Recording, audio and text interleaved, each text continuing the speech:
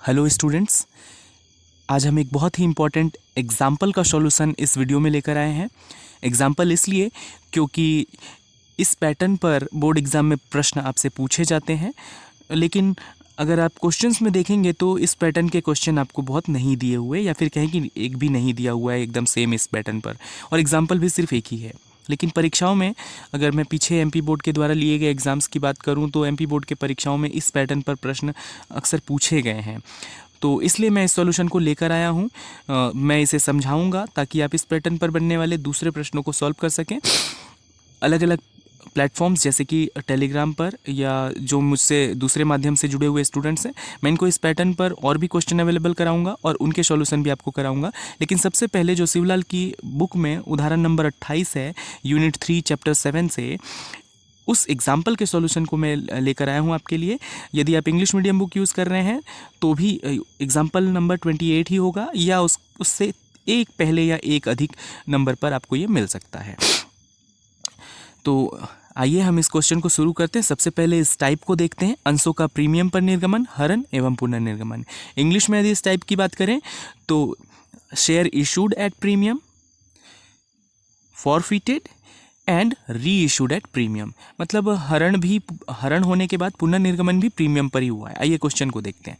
अनुपम limited ने 10 रुपये वाले 2000 अंश 2 रुपये प्रीमियम पर निर्गमित किए, जिन पर 2 रुपये प्रार्थना पत्र पर, 5 रुपये आवंटन पर जहां प्रीमियम भी है, 3 रुपये प्रथम याचना पर और 2 रुपये अंतिम याचना पर दिए थे। यहाँ तक क्वेश्चन को समझिए। पहले 10 रुपये एक अंश का प्राइस है, इसमें कोई डाउट नहीं होनी चाहिए।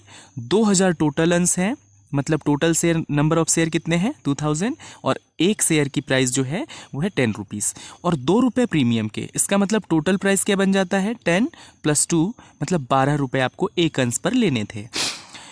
उसमें से 2 रुपये आप 12 रुपये में से, ध्यान रखिएगा फिलहाल 12 रुपये में से 2 रुपये आप कहाँ ले रहे हो, एप्लीकेशन पर, 5 रुपये आवंटन पर मतलब अलॉटमेंट पर, जहाँ प्रीमियम भी है। इट मीन्स ये 5 रुपये में ही 2 रुपये प्रीमियम है। अलॉटमेंट का मनी तो है 3 रुपये और प्लस 2 रुपये यहाँ, क्योंकि प्रीमियम सहित लिखा हुआ है ना, इंक्लूडिंग प्रीमियम, तो इसलिए इसी में 2 रुपये प्रीमियम है, 3 रुपये आवंटन का हुआ। 5 और 2 7 रुपये अब तक आपने मांग लिए। 3 रुपये फर्स्ट कॉल पर और 2 रुपये अंतिम कॉल पर, मतलब फाइनल कॉल पर। 3 और 2 5, 5 पर 5 10, और ये 2 रुपये एप्लीकेशन के 12। इस तरह से 12 रुपये मांगे गए।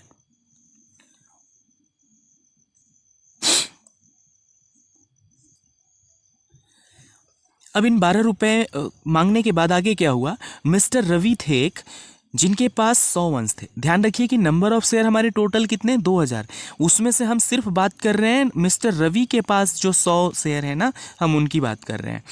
मतलब हम बाकी 1900 की बात नहीं कर रहे, 1900 की बात नहीं कर रहे, हम सिर्फ 100 की बात कर रहे हैं। आवंटन और याचना राशि का भुगतान नहीं कर सके। इसका मतलब कि इन 100 अंशों पर ना तो आवंटन का पैसा मिला है और ना याचना का, मतलब ना तो अलॉटमेंट का पैसा मिला है और ना कॉल का। और जब आवंटन नहीं मिला है तो आप यहीं से ये इन्फॉर्मेशन ले लीजिए कि प्रीमियम भी नहीं मिला, क्योंकि प्रीमियम आवंटन के साथ ही था, और अगर प्रीमियम का पैसा नहीं मिला है तो हमें प्रीमियम भी नहीं मिला। तो ये क्या कंडीशन बनता है कि प्रीमियम का पैसा रिसीव ना हुआ हो, तब कैसे हरण करते हैं वो कंडीशन लागू हो जाएगा यहाँ पर। इसके बाद देखिए, अंतिम याचना के उपरांत उनके अंशों का हरण कर लिया गया। ये जानकारी क्यों इंपॉर्टेंट है कि भाई अमाउंट ड्यू कितने रुपए हुआ था, तो टोटल सारा अमाउंट ड्यू हुआ है। ये कैसे पता चला, क्योंकि अंतिम याचना मतलब फाइनल कॉल के बाद फॉरफीचर हो रहा है। इसका मतलब कि ड्यू तो पूरा अमाउंट हुआ है। समस्त हरित अंश 11 रुपये पूर्ण दत्त की दर से पुनर्निर्गमित कर दिए गए। इसका मतलब क्या होता है कि जो 100 अंश हरण किए गए थे ना, सभी अंशों की बात नहीं हो रही है, फिर से ध्यान रखिए। 100 अंश जो पुनर्हरण किए गए थे उन्हीं को पुनर्निर्गमन किया जा रहा है। मतलब जो 100 अंश फॉरफीचर हुआ था उन्हीं को री इशू किया जा रहा है, बट 11 रुपीज पर।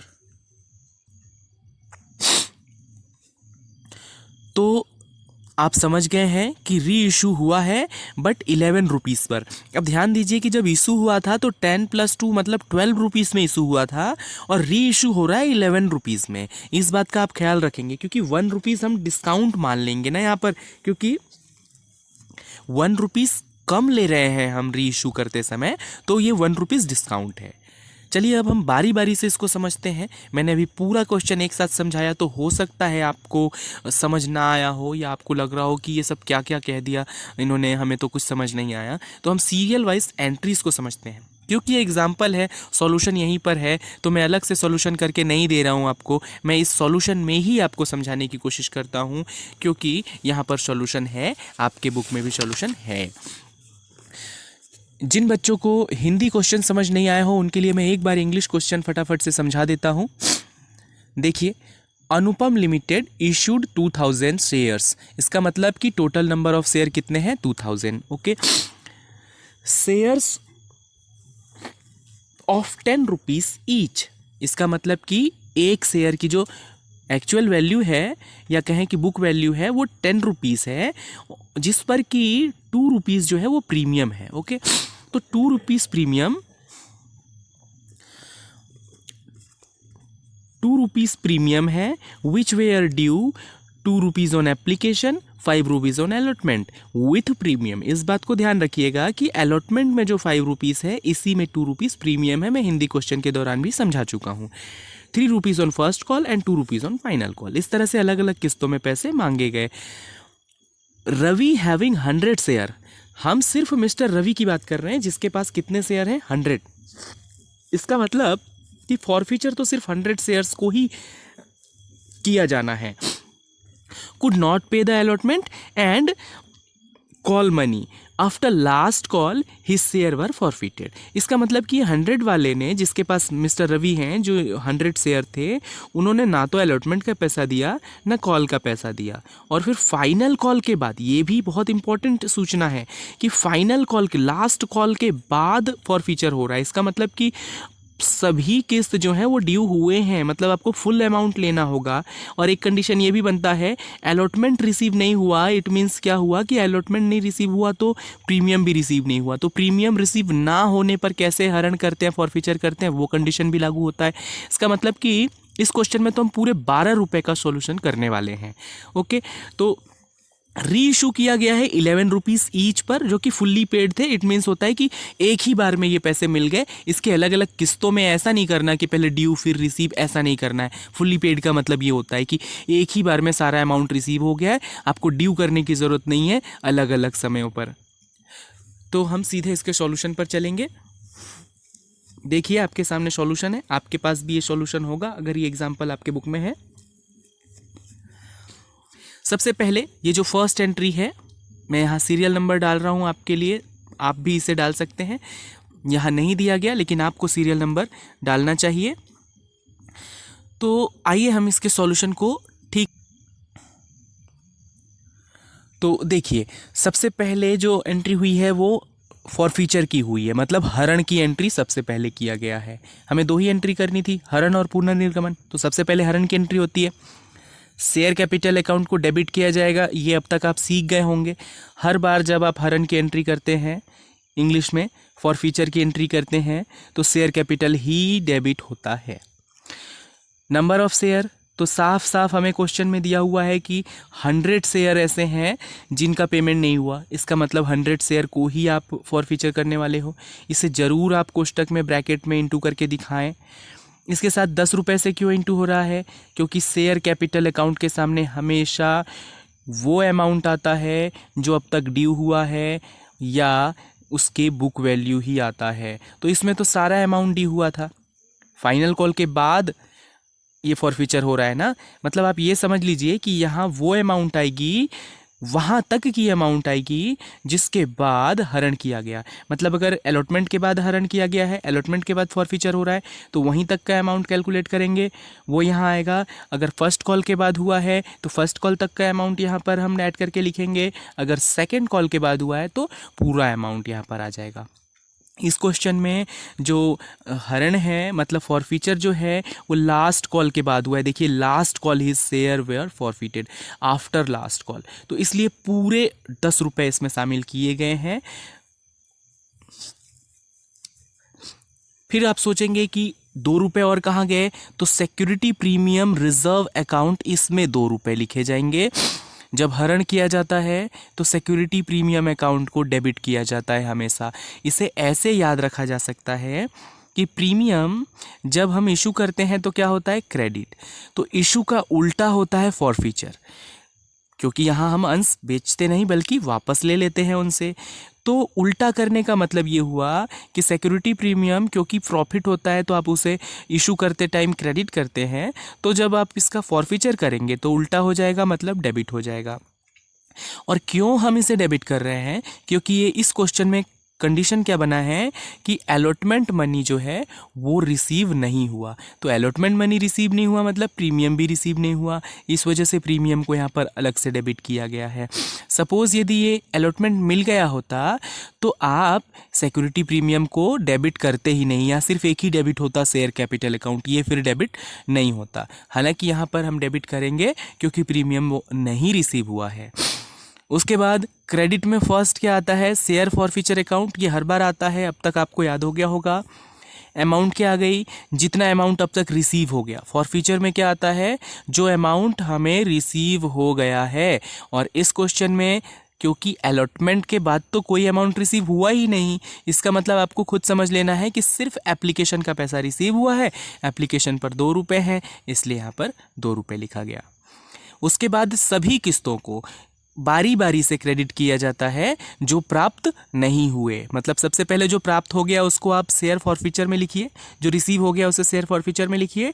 फिर जो जो किस्त रिसीव नहीं हुए ना, उनको उनके नाम से क्रेडिट कर दिया जाता है। जैसे अलॉटमेंट रिसीव नहीं हुआ, आप अलॉटमेंट लिखिए, share allotment account. 5 rupees amount क्यों लिख रहे हैं, क्योंकि प्रीमियम भी हम लिखने वाले हैं ना, तो प्रीमियम के साथ पूरे टोटल अलॉटमेंट पर कितने रुपीज़ है, 5 रुपीज़ विद प्रीमियम। और प्रीमियम को तो इस क्वेश्चन में लिखना है क्योंकि प्रीमियम रिसीव नहीं हुआ। याद रखिए, जब प्रीमियम रिसीव नहीं हुआ हो तो उसे लिखा जाता है। ठीक है, इसको याद रखने का तरीका मैं ये कहता हूँ, जैसे हम किसी दुकानदार को देखते हैं, जिस व्यक्ति ने पैसे उसे नहीं दिए वो उसका नाम अलग से लिख कर रखता है, जिसने दे दिया उसका नाम तो लिख कर नहीं रखता वो। तो ठीक वैसे ही आप याद रख लीजिए, जब प्रीमियम रिसीव हो जाएगा तो मुझे सिक्योरिटी प्रीमियम का ही नहीं लिखना, उसको इंसान मान लीजिए आप, उसने पैसे दे दिए, उसका नाम लिखने की ज़रूरत नहीं है। लेकिन जब प्रीमियम नहीं रिसीव होगा तब उसका नाम लिखिए भैया, क्योंकि उससे अभी अपने को लेने हैं। ऐसे सोचेंगे तो आपको याद रहेगा कि कब प्रीमियम लिखा जाता है और कब नहीं लिखा जाता। ओके, तो यहाँ पर हमें प्रीमियम रिसीव नहीं हुआ इसलिए हमें अलग से प्रीमियम लिखा है। और अगर हमने यहाँ डेबिट में प्रीमियम लिखा है तो क्रेडिट में भी विथ प्रीमियम ही अलॉटमेंट को लेना होगा। ओके, नेक्स्ट दूसरा एक क्या क्रेडिट हो जाएगा, share first call account. First call पर जितना भी अमाउंट है वो लिखिए, इसमें कोई ज़्यादा सोचने की ज़रूरत नहीं। फाइनल कॉल पर भी जो अमाउंट है उसको लिख दिया। Okay, share final call account. तो ये रिसीव वाला और 3 जो रिसीव नहीं हुए। Being 100 share of Ravi forfeited, आप नाम नहीं भी लिखेंगे तो चल जाएगा, बीइंग 100 शेयर फॉरफिटेड। ठीक है, अमाउंट आप देख ही पा रहे हैं, इंटू करके लिख दिया गया है 1000 रुपीज़, 200 रुपीज़, और फिर बारी बारी से इनको इंटू करके क्रेडिट में लिखा गया है। ओके, आप देख लेना।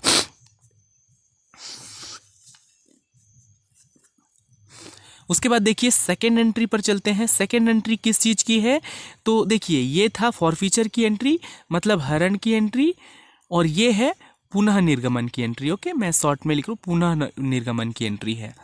तो जब पुनः निर्गमन की बात करते हैं ना, मतलब री इशू की, तो ये बिल्कुल इशू की तरह होता है। री इशू, इसकी एंट्री किसके सिमिलर होती है, इशू के सिमिलर। ओके, पुनर्निर्गमन की जो प्रविष्टियां होती है वो निर्गमन के समान होती हैं। ठीक, तो बैंक अकाउंट डेबिट हम निर्गमन के टाइम भी करते थे, क्योंकि पैसे हमें रिसीव होते हैं ना, पैसे बैंक को रिसीव होते हैं तो पाने वाले व्यक्ति को डेबिट करना पड़ता है। डेबिट द रिसीवर, ये हमने नियम पढ़ा हुआ है। तो बैंक रिसीव करता है पैसा, जब आप री इशू करोगे तब भी बैंक पैसा रिसीव करेगा, इसलिए बैंक अकाउंट डेबिट होता है। आप याद भी रख सकते हैं, समझ कर भी रख सकते हैं कि बैंक डेबिट होता है जब भी हमें पैसे मिलते हैं। तो री इशू करेंगे तो पैसे मिलेंगे ही ना, तो बैंक अकाउंट डेबिट। इसके सामने देखिए अमाउंट इंटू करके नहीं बताया गया है, तो मैं आपको इंटू करके बता देता हूँ कि ये क्या हुआ है। जितने शेयर फॉरफिटेड हुए थे ना उतने ही तो री इशू हो रहे हैं ना, तो 100 × 11 आएगा यहाँ पर। ठीक, 100 × 11, नंबर ऑफ शेयर क्या है 100, और 11 रुपीज़ पर री इशू किया गया था ना, ये देखिए 11 रुपीज़ ईच पर री इशू किया गया है। उसके बाद शेयर फॉरफीचर अकाउंट डेबिट क्यों किया गया, ये मैं आपको समझा देता हूँ कि शेयर फॉरफीचर अकाउंट को क्यों डेबिट किया गया है। क्योंकि यहाँ हमें लॉस हो रहा है ना, लॉस हो रहा है हमें। ये आप कैसे समझेंगे कि लॉस हो रहा है, तो देखिए मैं आपको यहाँ बताने की कोशिश करता हूँ। ₹12 ईच हमें रिसीव हो रहा था ना पहले, मतलब एक शेयर जब मैं बेच रहा था तो मुझे कितने रिसीव हो रहे थे, ₹12 रिसीव हो रहे थे। लेकिन आज जब मैं इसे री इशू कर रहा हूँ तो मुझे कितने रुपए रिसीव हो रहे हैं, ओनली ₹11 रिसीव हो रहे हैं। तो भाई सिंपल सी बात है, जो चीज़ मैं पहले ₹12 में बेच रहा था, आज उसे बेचने पर मुझे कितने रुपए मिल रहे हैं, ₹11 मिल रहे हैं। तो मतलब ₹1 ईच हम देख रहे हैं कि लॉस हो रहा है ना। इस लॉस को डिस्काउंट कहा जाता है। ये लॉस क्या कहलाता है, डिस्काउंट कहलाता है। ठीक, जो डिस्काउंट है उसके लिए कौन सा अकाउंट डेबिट किया जाता है, तो आप हमेशा याद रखें शेयर फॉरफीचर अकाउंट। मतलब डिस्काउंट अकाउंट के नाम से आप डेबिट नहीं करते, होता ये डिस्काउंट ही है, लेकिन उस डिस्काउंट को आप डेबिट करते हैं शेयर फॉरफीचर के नाम से। ऐसा क्यों, क्योंकि इस हानि को, डिस्काउंट एक लॉस होता है ना, तो इस लॉस को हम यहाँ से पैसे लेकर आएंगे। ये फॉरफीचर अकाउंट देखिए हमने ऊपर क्रेडिट किया हुआ था, ₹200 इस अकाउंट में आपके पास थे। इस ₹200 में से हम उस डिस्काउंट के लॉस को पूरा करेंगे। ये थ्योरी में हमने सीखा हुआ है कि जब री इशू करते वक्त डिस्काउंट दिया जाता है तो वो कंपनी के लिए एक लॉस होता है, और उस लॉस को कहाँ से पूरा किया जाता है, फॉरफिटेड अमाउंट से। ओके, तो फॉरफिटेड अमाउंट को यहाँ पर डेबिट करेंगे तभी तो वो लॉस पूरा होगा। बैंक में आ गया ₹1100, 100 × 11 के द्वारा ₹1100 आ गया, और जो ₹100 का लॉस हो रहा है वो ₹100 हम रिसीव करेंगे यहाँ से फॉरफीचर अमाउंट से। मतलब ये 200 में से ही हम 100 यहाँ ले आएंगे ताकि टोटल ₹1200 हो जाए अपना, हमें कोई लॉस ना हो। ओके, तो ये हो गया 100 × 1। आप यहाँ इंटू नहीं भी करेंगे तो चल जाएगा, लेकिन आप करते रहिए ताकि क्लियर रहे माइंड आपका और आपसे कोई गलती ना हो। आगे देखिए, क्रेडिट क्या होता है, तो री इशू या इशू दोनों ही स्थितियों में शेयर कैपिटल ही क्रेडिट होता है। और जब हम यहाँ पर नंबर दिखाने की बात करेंगे ना, तो शेयर कैपिटल के सामने आप याद रखेंगे कि एक्चुअल वैल्यू आती है। मतलब 100 नंबर ऑफ शेयर हो गए और शेयर का एक्चुअल वैल्यू जो था ना वो ₹10 था। ठीक है, ₹10 था। तो जब 100 × 10 करते हैं ना तो 1000 अमाउंट आ जाता है। ठीक, ये 1000 कैसे आया ये भी तो आपको पता होना चाहिए ना। तो इसलिए 100 × 10 इज इक्वल टू 1000 ये आ जाएगा। सिक्योरिटी प्रीमियम रिजर्व अकाउंट, ये क्यों आया, ये समझने वाली बात है।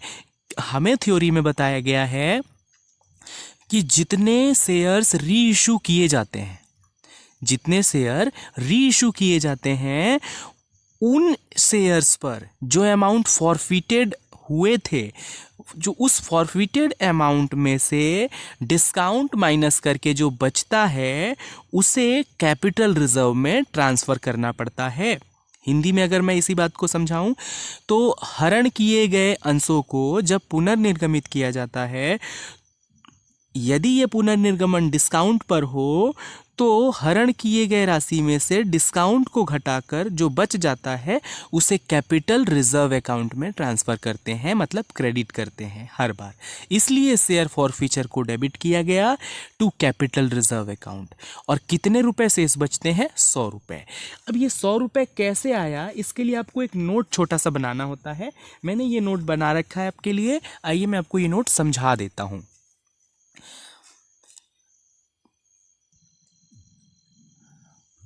देखिए ये नोट है हमारे सामने, calculation of amount to be transferred in capital reserve account. इसका हिंदी में मतलब होता है कि पूंजी संचय खाते में हस्तांतरित की जाने वाली राशि की गणना। ठीक, मतलब सरल शब्दों में कहूँ तो कैपिटल रिजर्व अकाउंट में हम कितने रुपए लिखेंगे उसकी गणना, उसके कैलकुलेशन को हमें इस तरह से नोट में करके दिखाना होता है। ये नोट का हेडिंग आप लिख दिया करें, और ये फॉर्मूला जो मैंने लिखा हुआ है ब्लैक कलर में, इस फॉर्मूले को लिखना ज़रूरी नहीं होता, मैंने ये आपको समझाने के लिए लिखा हुआ है। आप डायरेक्टली इसे फाइंड कर सकते हैं, कैलकुलेट कर सकते हैं। क्या है ये फॉर्मूला, पहले इंग्लिश में समझिए। फॉरफिटेड अमाउंट ऑन री इशूड शेयर, इसका हिंदी में मतलब होता है कि पुनर्निर्गमित किए गए अंशों पर हरण की राशि। कभी कभी ये क्वेश्चन में दिया नहीं होता तो ये हमें निकालना होता है। ये पिछले वीडियो में मैंने बताया था कि हम कैसे निकालते हैं। फॉरफिटेड अमाउंट ऑन री इशूड शेयर, ये पिछले वीडियो में आपको मिल जाएगा।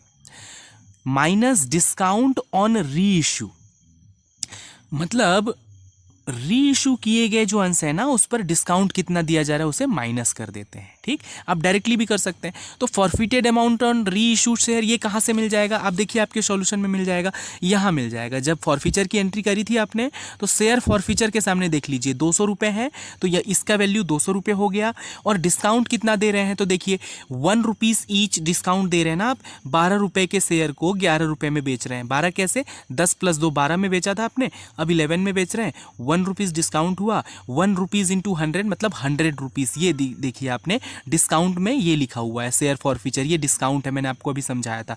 तो ये 100 माइनस कर देंगे, तो यहाँ देखिए हमने माइनस कर दिया 200 माइनस 100 इज इक्वल टू 100। तो कैपिटल रिजर्व की वैल्यू आ गई। इसका आप स्क्रीनशॉट ले लेंगे और सेम नोट आप सॉल्यूशन के बाद बनाएंगे। हालांकि एग्जाम्पल में इतने डिटेल में आपको नोट नहीं बनाया गया, लेकिन आपको जो जब आप नोट बनाओगे तो नोट का हेडिंग तो देना ही पड़ेगा आपको। ये हेडिंग आपके बुक में नहीं दिया, लेकिन आपको देना पड़ेगा, calculation of amount to be transferred in capital reserve account. Okay, हाँ, ये आप फॉर्मूला नहीं लिखेंगे, डायरेक्ट ये कर लेंगे। तो मैं एक लाइन ही तो बढ़ाने को कह रहा हूँ आपको कि आप अपने नोट का हेडिंग भी दीजिए, है ना, बस इतना ही बढ़ाना है आपको। तो 200 माइनस 100 ये तो आपको यहाँ बुक में भी करके दिखाया हुआ है, देखिए 200 माइनस 100। ठीक है, कभी कभी जब मान लीजिए किसी प्रश्न में ऐसा होता है कि जितने अंश हरण किए गए थे सभी पुनर्निर्गमित नहीं हो रहे, कुछ ही पुनर्निर्गमित हो रहे हैं। जैसे कि यहाँ पर कितने अंश, 100 अंश। ठीक है, 100 अंशों का हरण किया गया था, लेकिन 100 अंशों का पुनर्निर्गमन नहीं करता, 80 का करता, 60 का करता। तो हमें पहले उतने जितने पुनर्निर्गमन होंगे ना उतने की वैल्यू निकालनी पड़ेगी कि उसमें कितना हरण हुआ है ना। ये वाला फॉरफिटेड अमाउंट ऑन री इशू शेयर ये अलग से निकालना पड़ता है। हालांकि इस क्वेश्चन में ऐसा कुछ नहीं करना था, और लास्ट में आपने टोटल कर देना है। देखिए एग्जाम्पल्स में आपके बुक में टोटल नहीं दिया होता, लेकिन जर्नल का जो बेसिक रूल हमने पढ़ा हुआ 11th में उसमें हमेशा टोटल करना चाहिए। आप इसमें इस चक्कर में ना पड़े कि हमें टोटल नहीं करना, आपको टोटल करना चाहिए। आप अलग अलग बुक में देखोगे तो आपको अलग अलग चीज़ें देखने को मिलेंगी। गवर्नमेंट के द्वारा जो इशूड बुक है NCERT वाला, उसमें आपको सही नियम देखने को मिलेगा, आपको उसके नियम को फॉलो करना होगा। तो टोटल तो आप करें, ठीक है। अमाउंट ऐसे इंटू करके दिखाना जरूरी होता है। आप ये इस बुक में भी देख रहे हैं, और गवर्नमेंट द्वारा जो इशू है ना NCERT का बुक, उसमें भी आप इंटू किया हुआ देखेंगे। तो ये भी लिखे, जर्नल के बेसिक रूल्स को फॉलो करें। यदि आप ऐसा नहीं करते तो बोर्ड एग्जाम्स में आपके मार्क्स कट सकते हैं। तो ये उम्मीद है आपको ये सॉल्यूशन समझ आया होगा। देखिए ये सॉल्यूशन तो